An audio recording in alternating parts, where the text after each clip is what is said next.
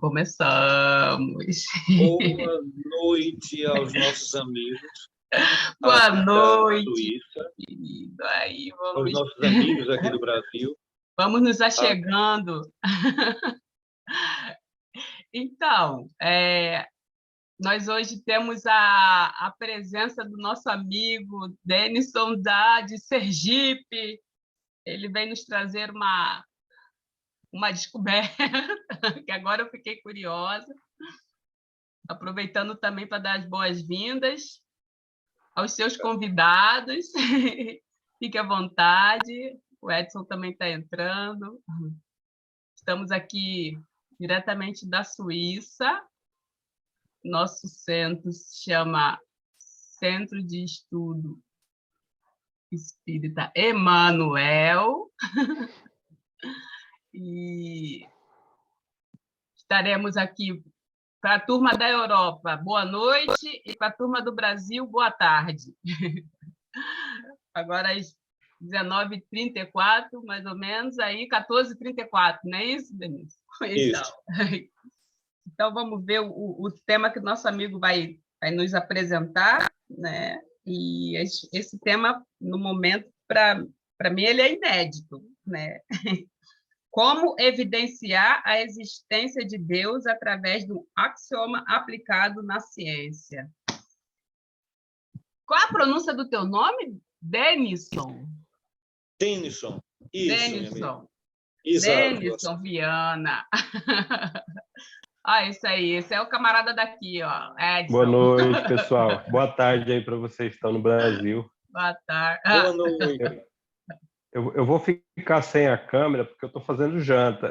Então, mas eu estou aqui ouvindo, tá bom? Ok. O Denison vai abrir mais tarde, caso seja necessário, perguntas, tá, Edson? Tá bom, vou ficar atento, pode ficar tranquilo. Estou com o fone de ouvido aqui, ó, para ninguém me perturbar. Ok. Escuta uma Seja coisa. bem-vindo, Denis. Qual Muito é a grato. janta daí de hoje? Olha, você acredita que eu fiz sopa de mandioca hoje? Joga camarão que vira um... O pessoal nunca comeu, aí inventaram, tinha mandioca aqui sobrando, falou, que você pode fazer com isso? Eu falei, vou dar um jeito. Aí fiz sopa de mandioca aqui. Vamos ver o que vão falar, né? Depois me conta o resultado, tá? Tá bom. Então, a gente vai passar a palavra para o nosso amigo e ele vai nos trazer esse estudo aí maravilhoso, né?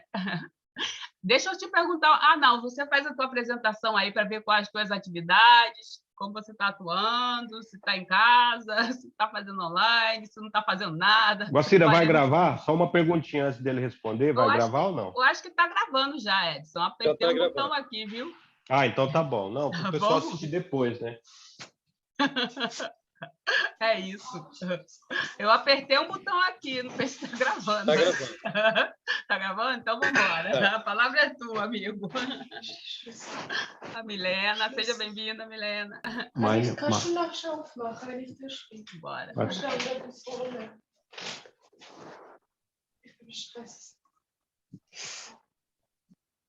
Então, gente, muito obrigado, muito grato pelo convite que me trouxe aqui para a gente refletir juntos, né? Estava falando ainda há pouco que muito melhor que uma pessoa sozinha aqui falando é a gente conversar, né? A gente raciocinar juntos, a gente refletir juntos. Então, eu vou abordar esse tema, mas vou tentar ser rápido, porque sobrando tempo, a gente pode conversar sobre isso, né? A gente pode questionar, amadurecer a ideia juntos, né? O tema é como evidenciar a existência de Deus através de um axioma que nós aplicamos à nossa ciência. Isso faz parte Eu tenho que ler, certo, concordo. Mas das 4 perguntas iniciais. Eu falei que ele Você não estou aqui azul de Eu fogo. só queria pedir, se fosse Aí eu vou possível, falar abaixar o áudio ou fechar o áudio para a gente não ter muita interrupção. Se desejar me interromper para fazer alguma pergunta, eu estou aqui à disposição. Pode me interromper a qualquer momento para a gente conversar ou para questionar o que quer que seja. Estou aqui à disposição.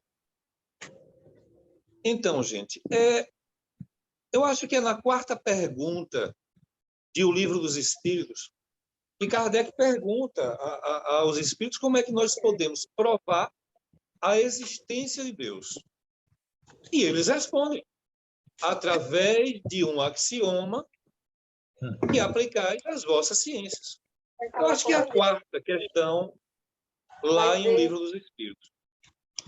Então, gente, nós acreditamos em Deus, nós espíritas acreditamos em Deus por quê? Acreditamos em Deus, acreditamos na existência de Deus, porque sabemos dessa existência, acreditamos na existência de Deus porque sentimos, e aí é uma experiência mística, individual, que serve para mim, mas não serve para o outro. Ou eu acredito em Deus apenas porque um palestrante espírita ou um espírito disse que Deus existe. Eu sei ou eu tenho uma crença? Porque crença todo mundo tem. Alguns acreditam em Papai Noel, outros acreditam em anjos com auréola e asas, e outras pessoas acreditam em Deus. Mas é uma crença. E nós espíritas, em qual Deus nós acreditamos? Como é o Deus em que nós acreditamos? É o Deus bíblico? São vários deuses?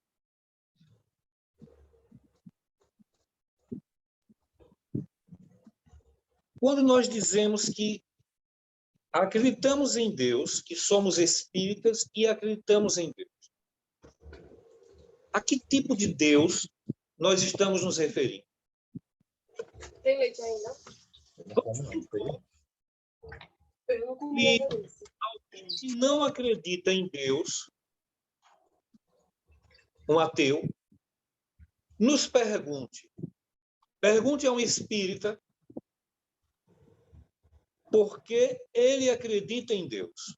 Como ele vai responder a essa pergunta? Ele vai passar a ideia particular, pessoal, o sistema pessoal dele, ou ele vai embasar na doutrina espírita?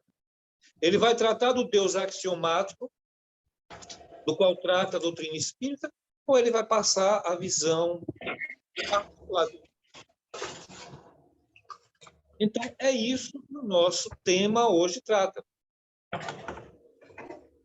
Essa ideia de Deus que o Espiritismo pode fazer em 2022. E não fazia lá em 1300, em 1200, em 500. Por que saiu? Porque a ideia de Deus ela vai se construindo junto com o progresso intelectual e moral da humanidade. Na medida em que nós vamos progredindo, na medida em que nós vamos nos desenvolvendo, essa ideia de Deus vai se ampliando. Ô, Denis, deixa eu te interromper só um minutinho. Deixa eu te interromper. Tem um áudio aí aberto que está atrapalhando pra caramba. Eu acho que é da Josiane. Pedi, por favor, para ela fechar o áudio. Ou se alguém puder, eu estou no celular, eu não consigo fazer isso. Mas a Guacira consegue.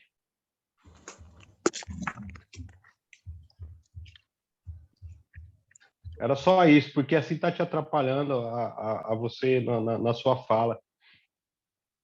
Ok, Ah, ela fechou. Obrigado, Josiane. Fechou. Agora eu vou fechar o meu aqui. ok, gente. Desculpa, hein? Não, que é isso. É, então, assim, lá na infância da humanidade, aqui nesse planeta, nós já tínhamos a noção da existência de Deus em nosso íntimo, em nosso espírito. Nós sabíamos que havia uma inteligência criadora que permitia o equilíbrio de tudo que nos cercava. Mas nós não compreendíamos como ele era, de que forma ele era, e muito menos também não compreendíamos as leis divinas ou as leis de Deus. Éramos ignorantes nesse aspecto. Tínhamos aquele sentimento. Tínhamos o sentimento religioso que nos ligava a Deus, mas não o compreendíamos ou não podíamos fazer uma ideia tão justa quanto a que temos hoje. Porque hoje nos desenvolvemos moralmente, intelectualmente, e ainda estamos muito distantes de conceber a Deus, de compreendê-lo completamente. Temos limitações intelectuais, temos limitações físicas que não nos permitem. Mas, no futuro, poderemos ver e compreender a Deus. Então, lá no início, na infância da humanidade, nós confundíamos Deus com a natureza que nos cercava. Nós dávamos a Deus características humanas, nós imaginávamos Deus com partes de animais, imaginávamos que um jacaré era um deus, era uma divindade. Nós acreditávamos em vários deuses. A Páscoa, por exemplo, tem início com uma deusa, a deusa Austera, que era responsável pela fertilidade. Nós antropomorfizávamos Deus. Dávamos a ele características humanas, características de animais. Era a etapa evolutiva em que nos encontrávamos, né? Era aonde nós conseguíamos ir. Era aquilo que as nossas limitações nos permitiam. E aí nós vamos nos desenvolvendo e essa ideia também vai se desenvolvendo. Espíritos passam a dizer que são deuses. E aí a nossa ideia de Deus começa a ficar mais ampla e, ao mesmo tempo, um tanto confusa. A gente pega lá na Grécia, por exemplo, tem diversos deuses, não é? São deuses vingativos, deuses ciumentos. Para cada uma das emoções ou características humanas, você tem um deus. Você tem Netuno, deus dos mares, tem o outro que é muito veloz, tem outro que é muito ciumento, e acima de todos eles você tem um deus, né, que está sobre todos eles. É o politeísmo daquela época. Então, você tinha as pessoas daquela época conversando com deuses através dos oráculos. Se você ia fazer uma guerra, se você ia conquistar um determinado território, antes de fazer isso, você conversava com Deus para saber qual seria o resultado da sua empreitada, ou se você deveria desistir daquela ideia. E você conversava com os deuses através dos oráculos. E o que são oráculos? Na grande maioria das vezes, quando não eram ferramentas utilizadas pelos médiuns, eram os próprios médiuns, por onde espíritos se comunicavam, fazendo-se passar por deuses e comandando diversos povos. Você pega na África, por exemplo, existem divindades que são muito associadas a alimentos, a comidas. Não que existissem deuses que gostassem de determinada comida, mas espíritos que sim, que gostavam de determinadas comidas ainda e que pediam esses alimentos como oferenda. Aqui no Brasil, por exemplo, ainda se condena demais, né, o sacrifício de alguns animais pelos nossos irmãos do candomblé. É uma prática, um ritual antiquíssimo que se fazia lá na África. Aqui no Brasil, hoje, se fazia para os deuses africanos. Aqui no Brasil, hoje, muitos cristãos condenam essa prática, esquecendo-se que essa prática era feita, exigida pelo próprio Jeová bíblico, o Deus bíblico. Se você vai lá em Levítico e em Gênesis, está lá, dizendo que o Senhor, o Deus, Yahvé, ou Jeová, pedia que se queimassem bois em altares, porque o cheiro da carne queimando lhe era suave e doce, lhe era agradável. Então, a gente pode imaginar um Deus pedindo para as pessoas fazendo churrasquinho? Não. Mas não é muito difícil imaginar um espírito protetor do povo hebreu, um guia do povo hebreu, pedindo uma oferenda da qual ele gostava. E nós sabemos como ele se utilizava, né? Como os espíritos se utilizam desses alimentos, dessas bebidas, para se satisfazerem, né? Através dos médiuns. Então, gente, a mediunidade, sendo uma disposição orgânica, como nos diz Kardec, sempre existiu. Desde que o Homo sapiens sapiens caminha aqui pela Terra, e nós temos médiuns, e, portanto, espíritos se comunicando através desses médiuns. Espíritos se fazendo passar por deuses. Espíritos guiando, comandando, criando leis, criando códigos morais em várias épocas para diversos povos.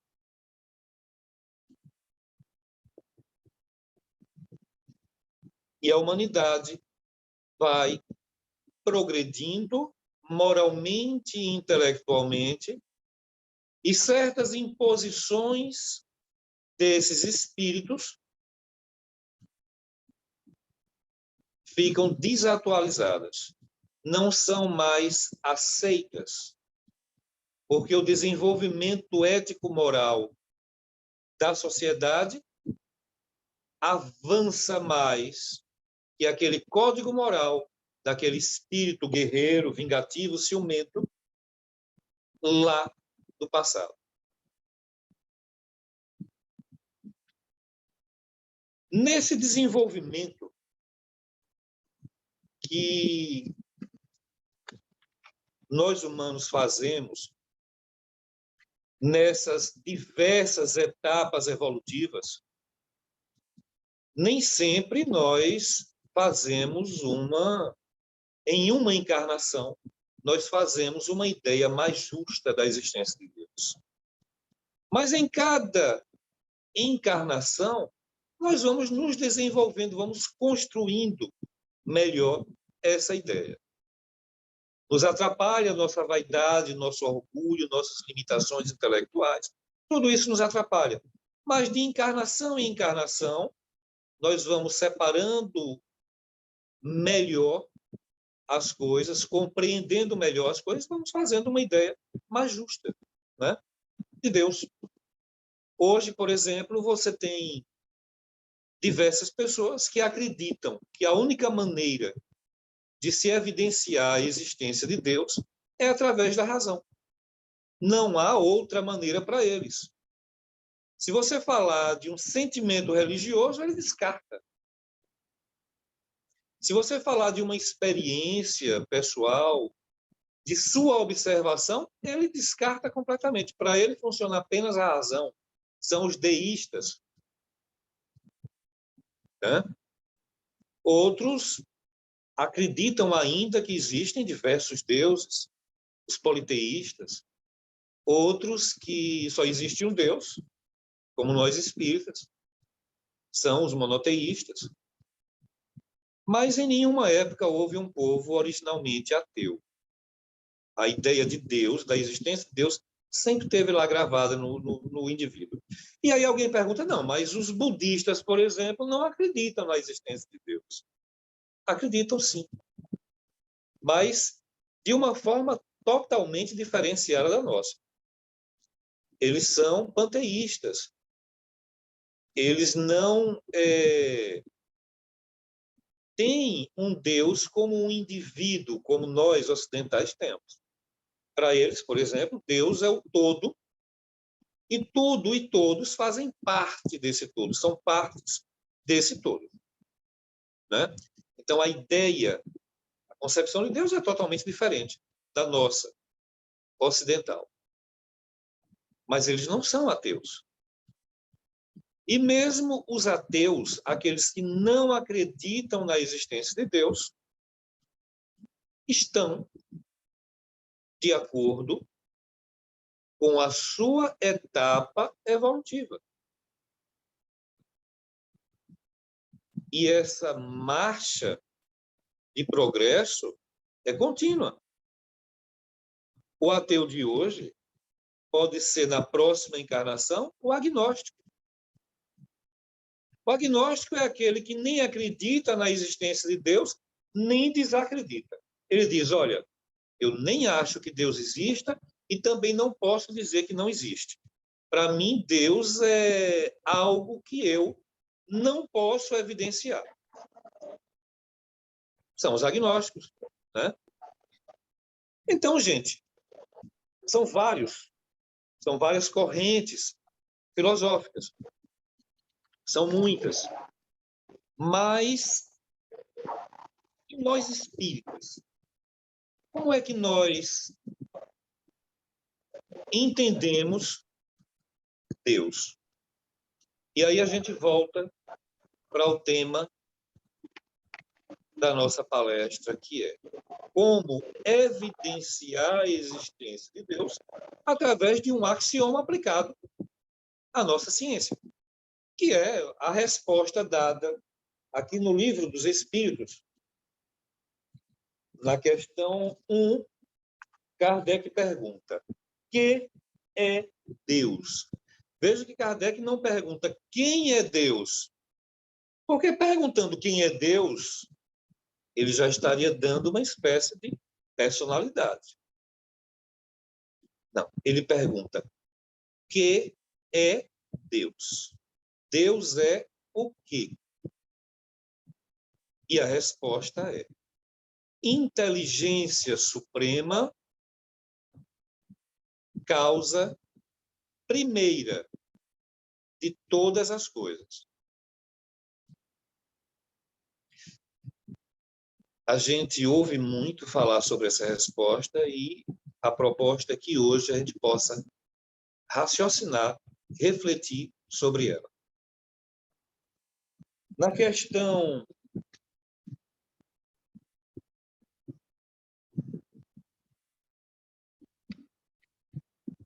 4, provas da existência de Deus, Kardec pergunta: onde nós podemos encontrar a prova da existência de Deus? E os espíritos respondem: através de um axioma que aplicais às vossas ciências. E aí, nesse negócio de axioma, se faz uma confusão danada. Eu já vi muito espírita dizendo que nós provamos que Deus existe através de uma lei científica. Não é assim. Nós não fazemos isso. Não existe nenhuma lei científica que prove a existência de Deus. Até agora, nós não conhecemos nenhuma. A ciência está fazendo pesquisas em alguns campos que podem até vir a evidenciar a existência de uma inteligência na criação de tudo que nos cerca e que nós entendemos como Deus. Né? Mas não é uma lei científica. Se confunde axioma com lei científica. Um axioma não é uma lei científica. Um axioma é uma verdade aceita em todo o planeta Terra. Porque ninguém, absolutamente ninguém, prova que aquilo não seja uma verdade.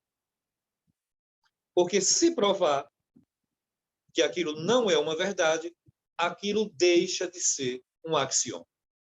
Um axioma é um postulado utilizado na elaboração de leis científicas. Um exemplo. A parte será sempre menor que o todo. Isso é um axioma. Se você tira um pedaço de pizza, esse pedaço sempre será menor que a pizza inteira. É um axioma. Ninguém consegue provar que não seja assim. E é através de um axioma que nós vamos evidenciar a existência de Deus.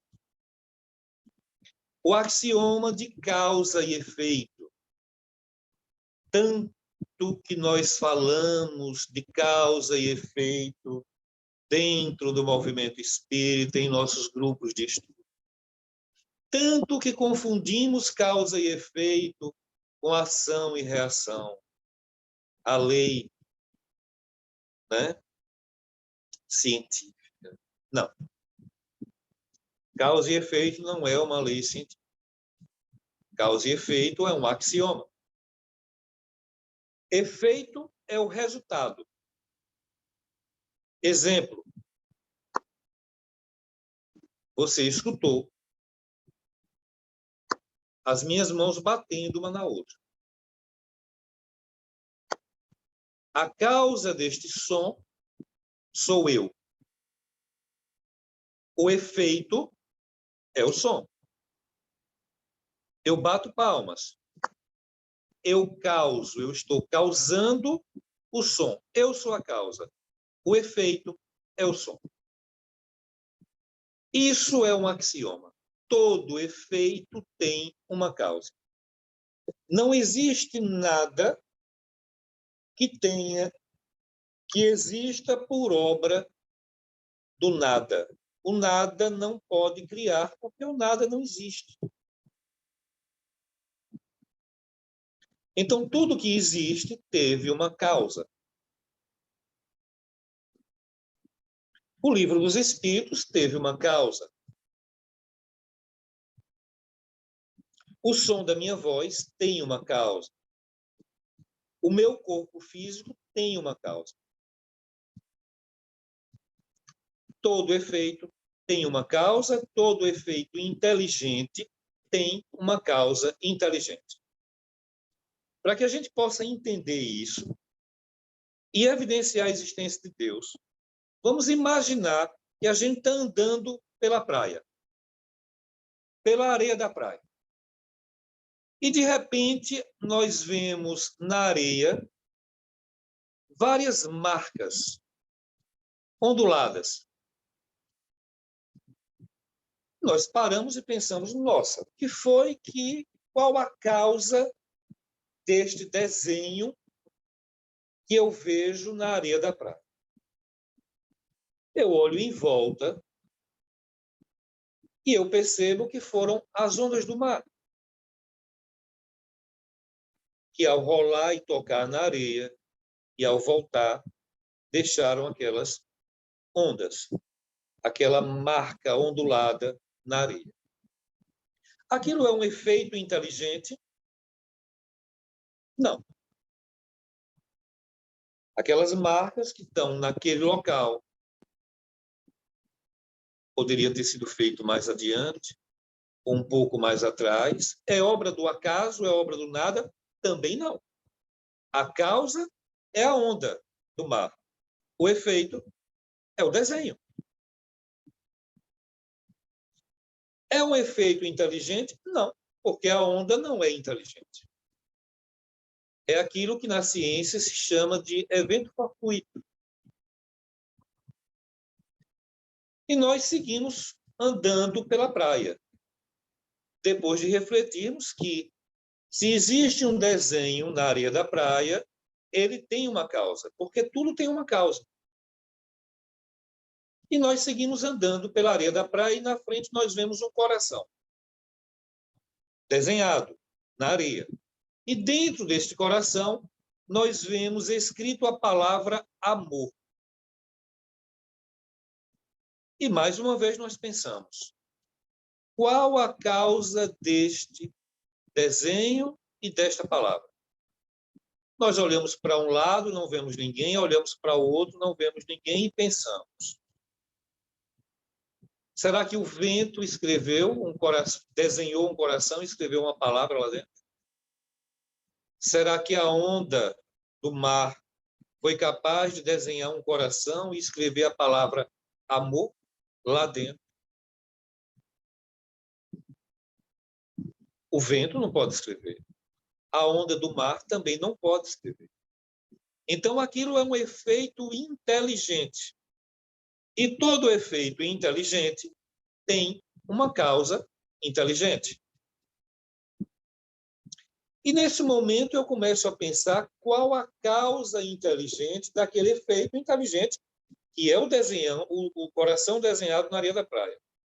E eu olho um pouquinho adiante e eu vejo a minha filha desenhando com um palitinho na areia da praia. E eu descubro, o coração desenhado é o efeito inteligente. A causa é a minha filha. A partir de agora, nós vamos, através deste axioma de causa e efeito, evidenciar a existência de Deus. Todo efeito tem uma causa, todo efeito inteligente tem uma causa inteligente.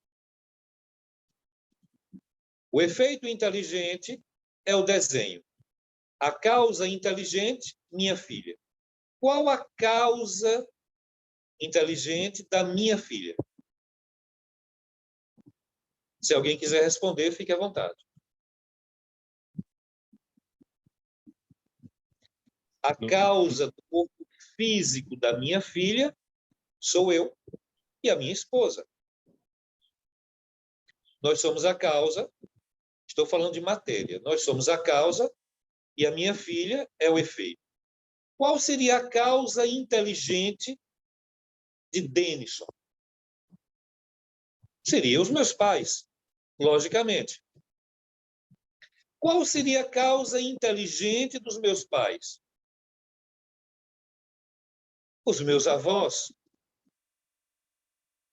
Qual seria a causa inteligente dos meus avós? Tudo isso eu estou lá na areia da praia, olhando para um desenho e voltando no tempo buscando a causa inteligente das coisas.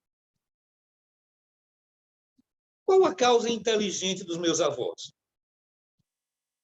Meus bisavós? Qual a causa dos meus bisavós? Meus tataravós? Qual a causa dos meus tataravós? Os meus avós mais antigos. Qual a causa destes, outros ainda mais antigos? Qual a causa destes? E qual a causa daqueles? Até onde nós vamos?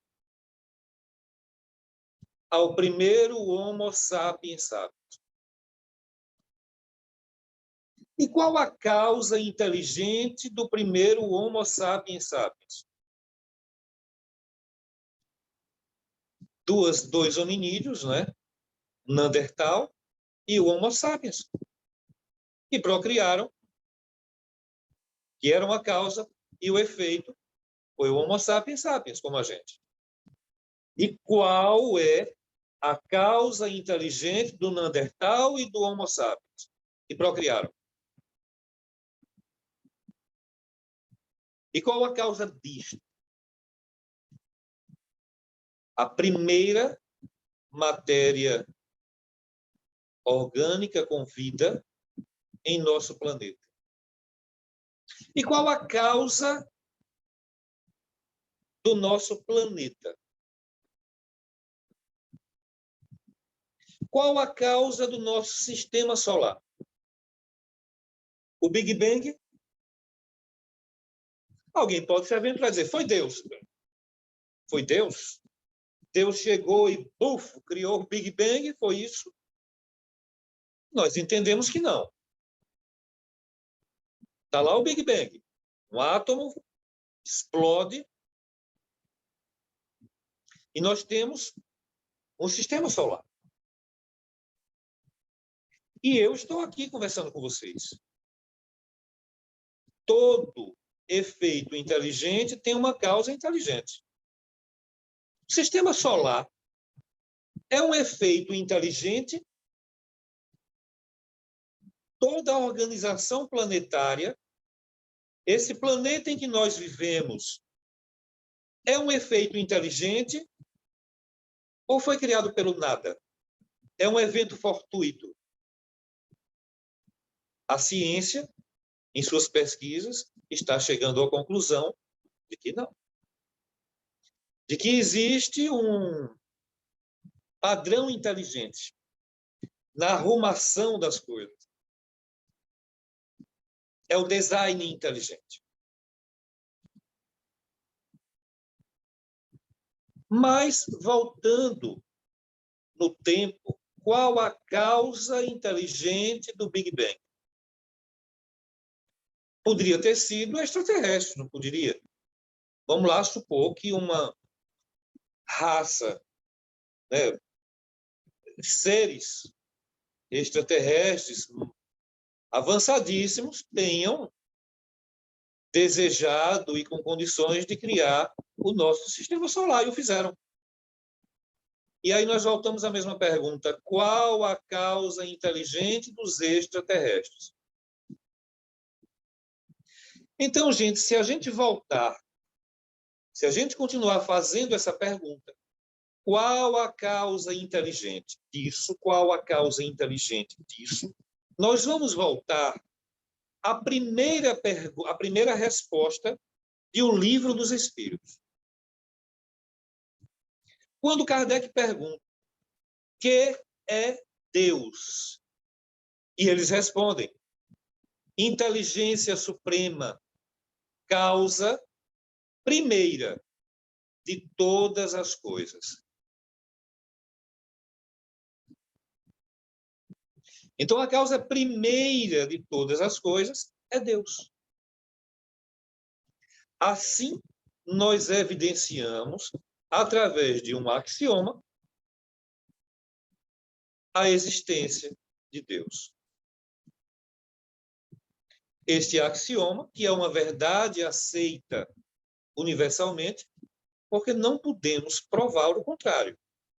Se provarmos um dia que algo foi criado pelo nada, isso deixa de ser um axioma. No momento em que se provar que o nada cria alguma coisa, isso realmente, para mim, pelo menos, é impossível. Como algo que não existe poderia criar algo. O nada não cria.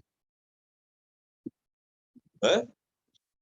Logo, todo efeito tem uma causa.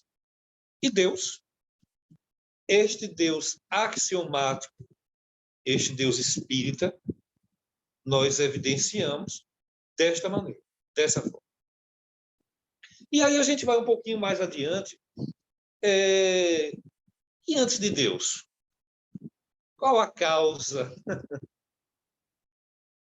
A gente tem que perceber o seguinte, nossas limitações não nos permitem ir além disso.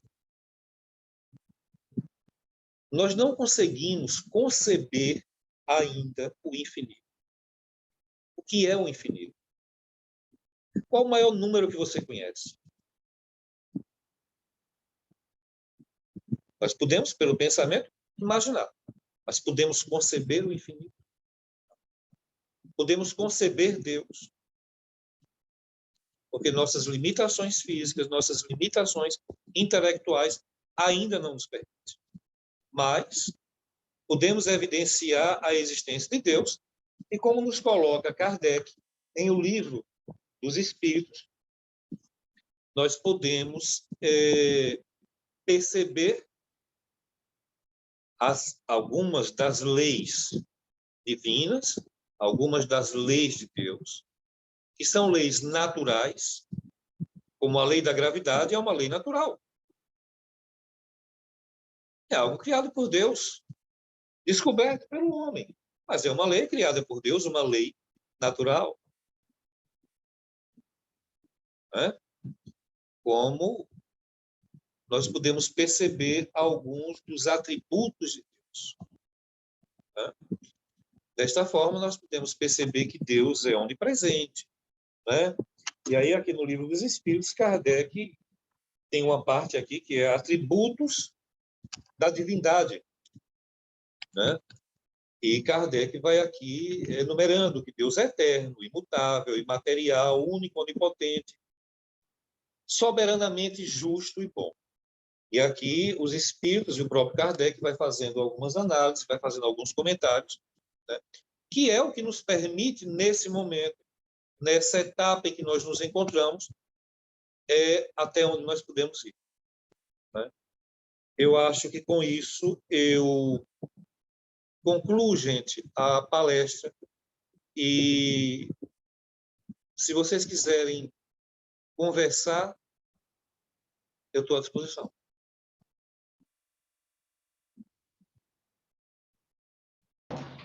Você botou a gente para pensar, né? Aproveita, Edson! Não, enquanto você estava falando, né, assim, gostei muito da sua fala, né, com relação a essa questão do que a doutrina traz, né? A gente às vezes não para pensar, a gente lê e simplesmente passa por cima, mas não reflete naquilo. Essa questão que você coloca aí sobre, no caso, de onde viemos, né? A causa primária, né? O axioma, né? O que é Deus. Eu tive não vou dizer discussão, mas assim, uma conversa com alguém esses dias, e eu estava pensando nisso enquanto você falava, a pessoa colocou, claro, ela levou para o lado de gênero, né? Deus para o lado de gênero, tipo assim, que Deus não criou gênero, quem criou gênero foram os homens. A pessoa colocou isso, né? E aí eu pensei, falei, caramba, o cara escrever isso, né? Uma pessoa próxima a mim, aí eu perguntei, falei assim, mas Deus é homem ou mulher? Perguntei para a pessoa, né? Aí a pessoa, a pessoa desapareceu, ela não respondeu mais nada, porque a forma com que eu vejo Deus, né? Claro, eu sou espírita, né? E a gente, dentro da doutrina espírita, a gente tem uma ideia do que seja Deus. Mas a ideia que eu tenho de Deus é de uma força que motriz que praticamente organiza tudo isso que a gente vê e que a gente percebe e que a gente consegue entender, né? Porque, como você diz, a gente ainda não está preparado para chegar lá no ponto final e dizer o que vem depois, né? Então, eu achei assim muito interessante a sua fala, né? De você pôr a gente para refletir com relação a essa questão da causa e do efeito, né? Qual é a causa, qual é o efeito. Gostei bastante mesmo. Que bom, Ed. Quando a gente... Essa coisa, Deus é homem ou é mulher? Ainda é uma visão antropomórfica. Nós ainda somos nós tentando dar características humanas a Deus. Sim. Né? A gente ainda nos esforçando para trazer para Deus algumas características que nos aproxime dele. Que a gente possa nos reconhecermos nele. Eu acho que numa sociedade radicalmente machista, Deus é homem. Claro, Numa sociedade radicalmente feminista, Deus vai ser mulher. Sim. Né? Mas aí é cada um puxando a sardinha para o seu lado, né? Exatamente. É natural, né? Isso é uma coisa completamente natural. É totalmente Ele natural. ficou assim, sem resposta. Ele é neopentecostal, né? E é bem próximo a mim. E aí eu falei, vou perguntar isso para ele. Vamos ver o que ele vai me falar. Obviamente que eu pensei que ele ia dizer que Deus era homem. Mas ele não se atreveu a falar, porque se ele falasse que era homem, eu ia dizer, então você está, tipo assim, puxando a sardinha para o seu lado, né? E as mulheres, onde é que ficam nessa? Ou as outras, os outros gêneros que há hoje, né?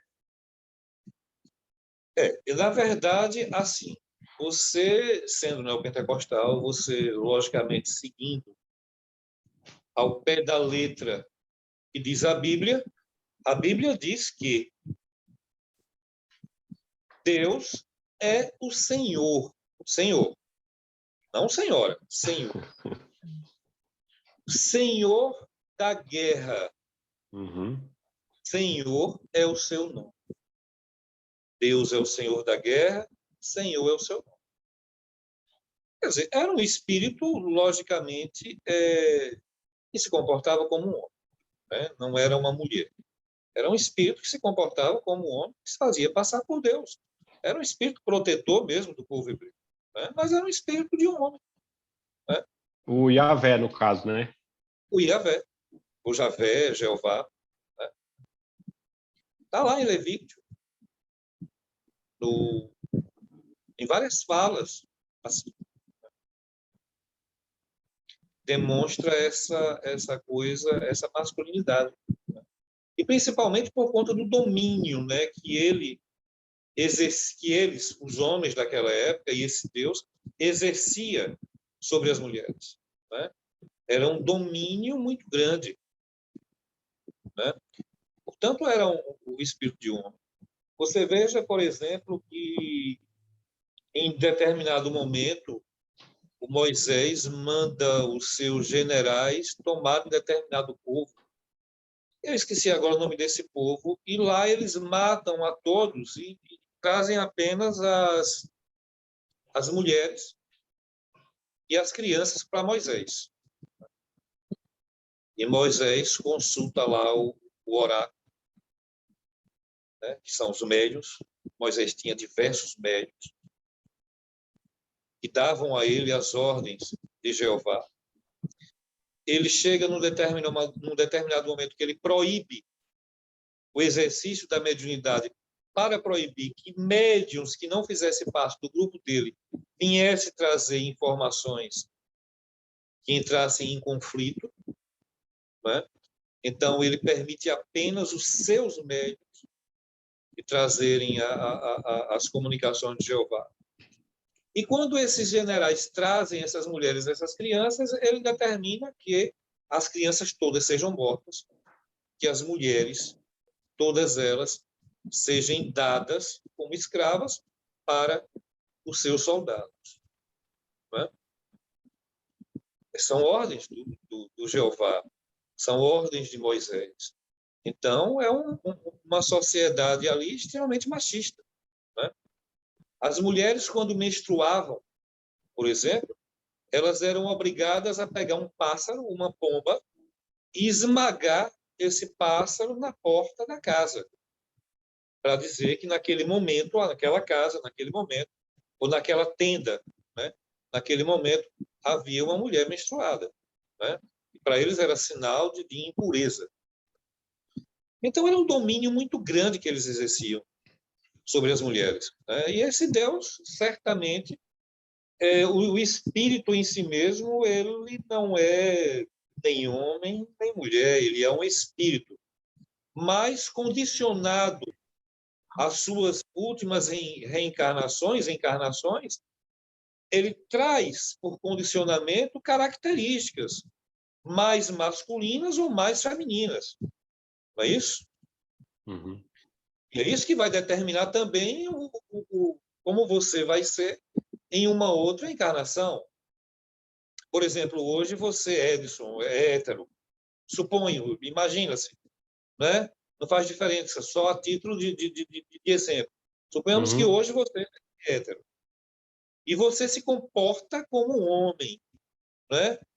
Você foi criado com os valores lá da década de 70, aqui no Brasil.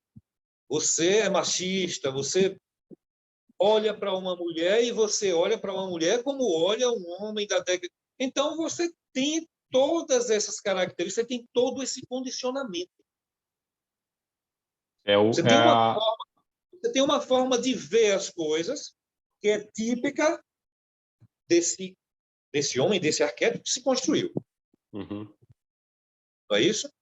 Sim, e a influência do meio, né, que você, do meio que você vem, né? Então, vamos imaginar que você desencarna e você vai reencarnar de novo, só que no corpo de uma mulher. Então, um espírito condicionado a essa postura masculinizada ao extremo em um corpo de mulher. Não serão, né? Você vai ter o quê? Exatamente. Ou o contrário. A tendência então, masculina, né? Exatamente. Nós somos frutos dos nossos condicionamentos, né? Hoje eu estou encarnado em um corpo masculino, amanhã eu vou estar encarnado em um corpo feminino, ou já estive, né? Assim que houver necessidade, nós vamos mudando, porque senão aprenderíamos apenas aquilo que sabem os homens, aprenderíamos apenas aquilo que sabem as mulheres. Mas lá eles estavam vivendo essa etapa onde as mulheres eram muito dominadas. Então, esse Deus não podia ser uma mulher. Esse Deus era um homem, né? Para comandar aquele povo, para guiar aquele povo, era um homem. Mas se você vai na Europa, por exemplo, entre os vikings, haviam mulheres guerreiras, né? Havia um certo equilíbrio de direitos, de poderes entre homens e mulheres lá naquela civilização europeia. E aí você tem muitas deusas guerreiras, deuses da fertilidade, por exemplo, né? Então, eles são politeístas, tem várias outras coisas, né? Deusas e deuses. Então, isso é muito de acordo com essa etapa, né? Mas essa é a ideia cristã, né, de um Deus homem, do cristianismo, vou dizer assim, do cristianismo, não estou dizendo, claro, o espiritismo também tem o Cristo como modelo e guia, mas dentro do cristianismo a ideia é essa, de Deus ser um homem, né?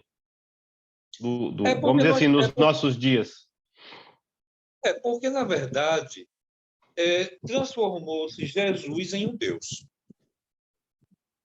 É isso? A igreja transformou Jesus em Deus, né? É lá aquela coisa que o pessoal lá da igreja criou, né? Como é que se chama? Aquele tríplice. Pai, Filho e Espírito Santo? Filho.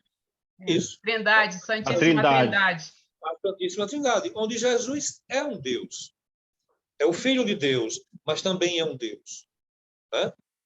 E os três são a mesma coisa.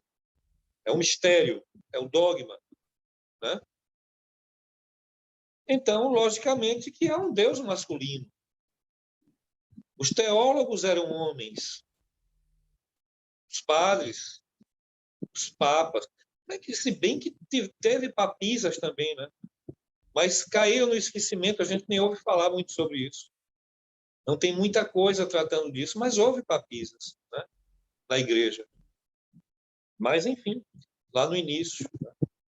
Mas, enfim, na medida em que a gente vai se desenvolvendo, a ideia de Deus vai ficando mais justa. Né? A gente ainda tem esse Deus é homem ou Deus é mulher? Deus nem é homem nem é mulher. Uhum. Deus não tem, eu não creio que ele tenha nenhuma característica humana. Como daqui a alguns milhares de encarnações, talvez nós não tenhamos mais nenhuma característica humana. Talvez a gente esteja muito longe dessa coisa de homem e mulher. Talvez a gente seja algo completamente diferente. Né? E não tem nada mais a ver com essa forma de procriação, né? Com essa separação, né? Corpos diferentes. Não sei. Mas eu acho que daqui a milhares de encarnações a gente não vai ter mais nada de humano, assim como Deus não tem. Agora, é fantástico, vamos colocar assim, esse mistério, né? Que fica na nossa cabeça, na nossa mente, tentando desvendar, na verdade, esse mistério que Deus é algo, acho que, por mais que você tenha assim em mente, mas é algo muito distante para a compreensão agora. Exatamente. Né? A palavra, Guacira, é exatamente essa, distante. Porque está distante da nossa compreensão. A gente está tratando de infinito. Infinito mesmo. Né? Kardec coloca lá, os espíritos colocam, eles olha, cuidado para você não se perder.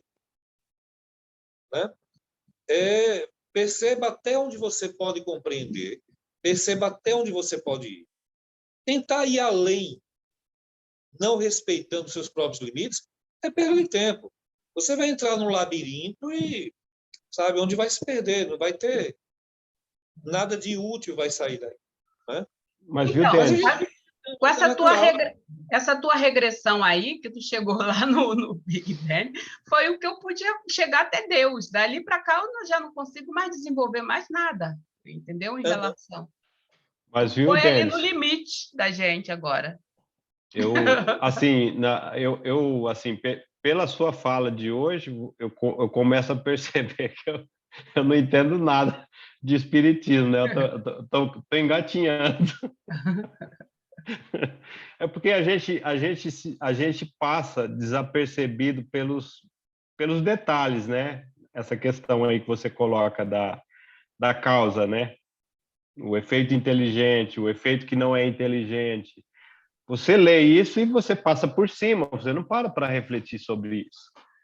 Então, se você for parar para pensar agora, através do que você disse, você fala assim, poxa, eu passei em alguma altura, né, porque eu já sou espírita há 20 anos, por cima dessa informação, sem parar para refletir sobre ela. E você vê, uma coisa que parece simples, mas não é. Você voltou lá atrás, você voltou lá no início, praticamente você chegou em Deus, né? Que é o que a gente consegue captar. E aí depois, aí cabe a imaginação e aí é bom nem pensar, porque senão... Seria essa tua regressão uma resposta à ciência? Deus está ali? Essa é a resposta da ciência? Poderia falar isso? Essa tua regressão? Não, o que a gente pode dizer é isso, é aquilo que eu tinha falado. A ciência hoje não busca por Deus. Mas a ciência hoje já percebe o design inteligente. Né? A ciência hoje já percebe, em suas pesquisas, com a metodologia científica, que existem padrões inteligentes. E que esses padrões inteligentes que estão na matéria que nos cerca, ele não pode ter sido obra do acaso, nem um evento fortuito, mas que é um padrão inteligente. Portanto, deve haver uma causa inteligente. A ciência já está andando por esse caminho, né? Utilizando-se de um axioma, que nós já fazemos isso há muito tempo. E, na verdade, essa ideia deste axioma para evidenciar a existência de Deus não se inicia aqui no Espiritismo. Não. Se inicia antes, muito tempo antes, lá pela Idade Média, por um padre católico. Tá? Ele é quem traz essa ideia de causa e efeito, mas ainda de uma forma muito simplista, ainda de uma forma muito infantil. Ele não dá longos passos, né? Mas é algo já existente. E os espíritos pegam isso daí e elaboram. Né? Porque, assim, a gente tem a impressão que existem essas ideias que são obras do Espiritismo. Aqui, o Espiritismo está no ar, sempre existiu, está em todos os lugares. E a própria ciência, quando anda, a cada dia, ela vem avalizar o que o Livro dos Espíritos está dizendo. Olha, Guacira, por exemplo, quando eu estudava lá no primeiro grau, no primário da minha época, e eu era um péssimo aluno, os professores diziam que o buraco negro era um lugar onde não havia nada. Se você entrasse lá, você desintegrava. Vocês aprenderam dessa forma? Uhum. Não é isso? Buraco o que tem negro. no buraco? Nada. O que tem dentro do buraco? Nada. Uhum. Não tem nada. E aí eu pegava o Livro dos Espíritos, quando eu comecei a estudar o Livro dos Espíritos, eu pegava o Livro dos Espíritos e estava lá. O nada não existe em lugar nenhum. Aquilo que você pensa ser nada está preenchido de uma matéria que escapa aos vossos instrumentos. Está lá no Livro dos Espíritos. E eu ficava pensando, meu Deus do céu, e o buraco negro? Porque a minha professora lá atrás me ensinou que o buraco negro não tem nada. E o Livro dos Espíritos aqui está dizendo que o nada não existe, que tem alguma coisa que nós não sabemos. Eu fico com quem agora, né? Eu fico com quem? E aí, recentemente, a ciência descobre que os buracos negros e todo o espaço é preenchido por uma matéria, que eles deram o nome de matéria escura. Acreditava-se que o buraco negro era apenas antimatéria. Hoje se sabe que o buraco negro é preenchido por matéria escura. E todo o espaço é preenchido por matéria escura. Né? Então, vem avalizar o que os espíritos já diziam no Livro dos Espíritos em 1800 e tanto. Né? Então, a ciência vai se desenvolvendo e vai avalizando, né, o que a gente já sabe. Nós, espíritos, já sabemos essas revelações que o Livro dos Espíritos nos trazem. Então, Edson, assim, você sabe que existe ateu que acredita na existência de espíritos. Né? Uhum. Ele não acredita na existência de Deus. Não, Deus não existe. E espírito? Espírito pode existir. Não é isso? Existe. Porque há uma diferença entre materialismo e ateísmo. Materialista acredita apenas na matéria. Ele não acredita que exista algo fora da matéria. Apesar de que o espírito é algo de matéria. Mas ele não acredita. Mas um ateu, ele não acredita apenas na existência de Deus. Ele pode acreditar que existem espíritos, ele não acredita em Deus. E eu era uma espécie de agnóstico, que pendia também muito para o ateísmo. Eu já não podia acreditar naquele Deus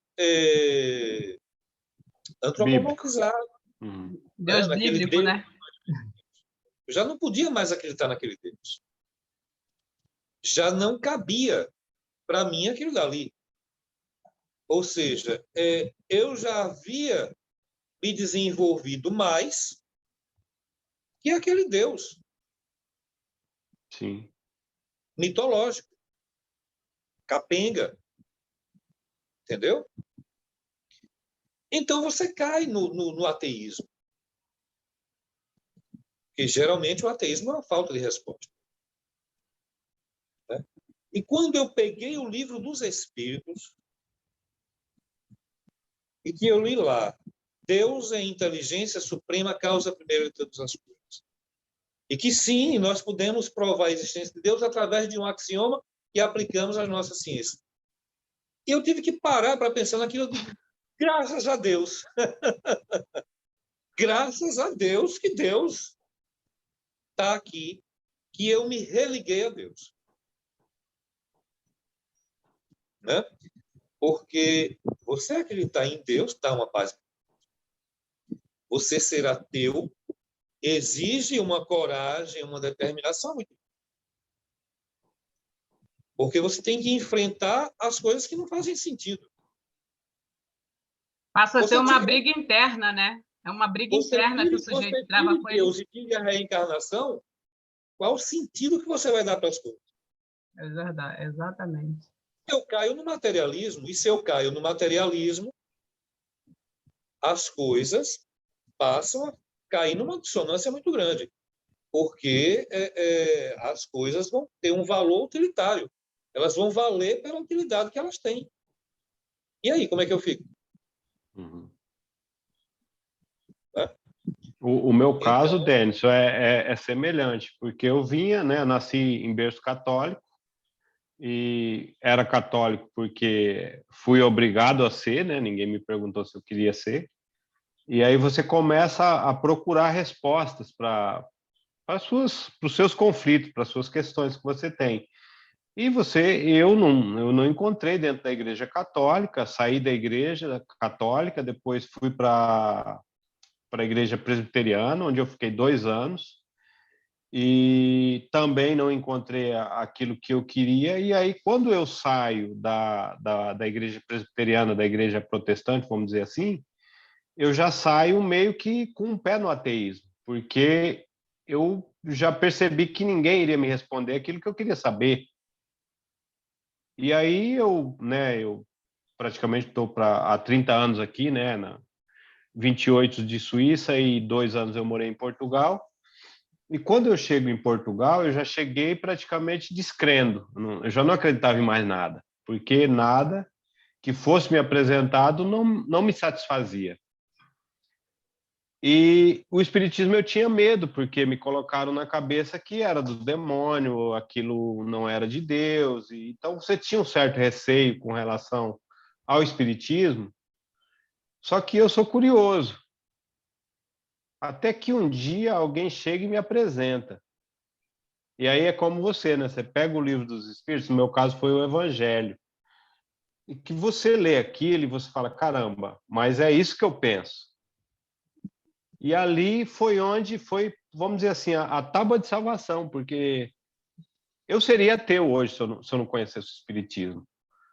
Porque através do Espiritismo, como eu estou te falando, eu nem conheço ainda suficientemente o Espiritismo para dizer assim, olha, eu sou um expert em Espiritismo. Estudo, eu gosto de estudar, eu gosto de aprender, a gente tem um grupo de estudo nosso e tudo, assim, com palestras, né, com falas como essa sua. Aí você começa a ver que tem um sentido, né, tem uma lógica ali, não é algo assim que jogaram ali e falou assim, ó, pega aí e se vira com isso. Não. Então, eu creio que isso que você disse, para mim, é bem próximo ao que eu vivenciei, né, essa relação de você se deparar com algo que responde às suas questões, né, as questões que você tem, e eu, no caso, eu ainda tinha um problema, um problema a mais, que era a mediunidade. Ô Edson, sem Oi. querer te cortando, eu acho que eu vou interromper a gravação, porque senão já está passando. Interrompe, porque se alguém quiser souber do que eu estou falando, depois me pergunta, né? Não tem problema, não. E eu tinha, né? Então, a gente dá Quer encerrar primeiro? Encerra aqui, agradecendo a presença de todos e todas, né, a participação, a Josiane dos Santos, Isa, a Natasha, que saiu. A Milena também. Milena também, E nós. Nosso amigo aí, que eu acho que ele vai virar freguês, viu? Ele vem, vai sim, eu espero. Ele vem puxar mais a nossa mente, nosso raciocínio. Eu sei que isso aí é um tesouro aí, cara. Vou puxar a sardinha para o nosso lado, tá? Então, agradecendo mais uma vez. A gente fica por aqui, senão o Zoom fica falando que extrapolamos o tempo. Tá? É porque a gente gosta de falar, né? Então, qualquer coisa é só entrar em contato conosco, tá bom? Um beijo a todos. Graças, obrigado, Denilson. E a gente continua aí nos bastidores, né? Fica aí, Edson. Parou ou não? Beijo. Vou parar agora. Stop. Então,